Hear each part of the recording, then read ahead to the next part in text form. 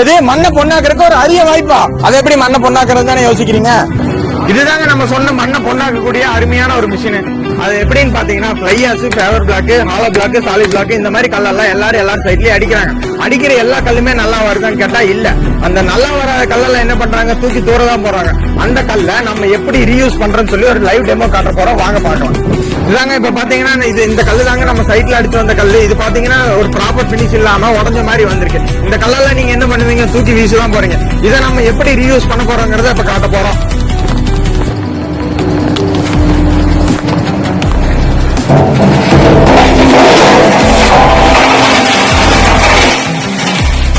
இப்ப நம்ம முதல்ல சொன்ன மாதிரி பாத்தீங்கன்னா இப்ப நம்ம உடஞ்சு போன கல்ல இதுக்குள்ள போட்டா இது மண்ணா மாத்தி கொடுத்துருச்சு.